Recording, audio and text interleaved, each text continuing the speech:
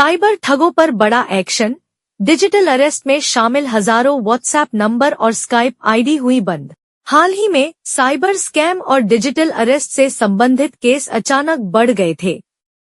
Digital arrest में cyber scammers फर्जी police officer या लॉ एजेंसी का फेक अफसर बनकर कॉल करते हैं।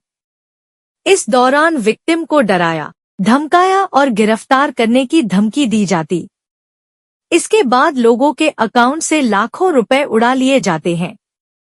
सरकार ने ऐसे व्हाट्सएप नंबर और स्काइप आईडी की पहचान की और उनको ब्लॉक किया।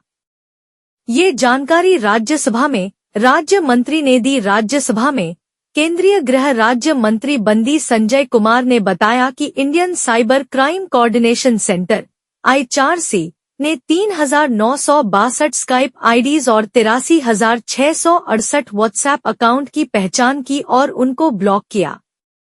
ये आईडी और अकाउंट्स डिजिटल अरेस्ट स्कैम्स में शामिल थे।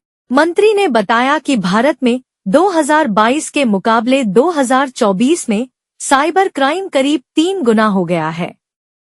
मंत्री ने national cyber crime reporting portal (NCRP) पर बीते 3 साल के डेटा के बारे में बताया। उन्होंने कहा कि साल 2022 में 39,925 केस दर्ज किए गए और करीब 91.14 करोड़ रुपए की ठगी हुई। 2024 में इतनी हो गई है। साइबर स्कैम केस की संख्या साल 2024 में साइबर केस की संख्या साल 2022 की तुलना में करीब ट्रिपल होकर 1,23,672 केस हो गए हैं। इतना ही नहीं, साल 2025 के 2 महीने में 17,718 केस दर्ज किए गए हैं और इस दौरान करीब 210.21 करोड़ रुपए की ठगी दर्ज की गई है। ये डेटा 28 फरवरी तक का है। फाइनेंशियल फ्रॉड से बचाती है ये agency citizen financial cyber fraud reporting and management system को साल 2021 में लॉन्च किया था, जो ICRC के तहत आती है। इसका काम फाइनेंशियल फ्रॉड के तहत ठगे जाने वाले रुपए को रोकना है।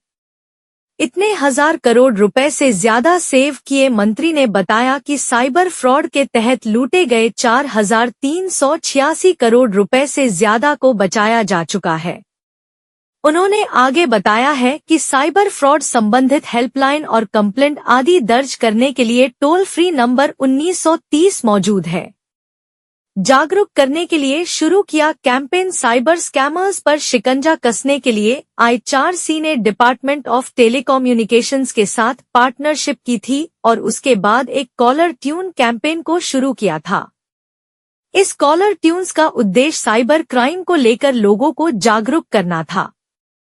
इस कॉलर ट्यून्स को स्थानीय भाषाओं में भी चलाया जाता है। इंटरनेशनल फेक कॉल से निजात। मंत्री ने बताया कि केंद्र सरकार ने और टेलीकॉम सर्विस प्रोवाइडर के साथ मिलकर एक सिस्टम तैयार किया, जिसमें भारतीय मोबाइल नंबर से मिलते जुलते इंटरनेशनल स्पूफ्ड कॉल्स को पहचाना जाता है और उनको ब्लॉक किया जाता है। इनको ब्लॉक करने के निर्देश जारी हो चुके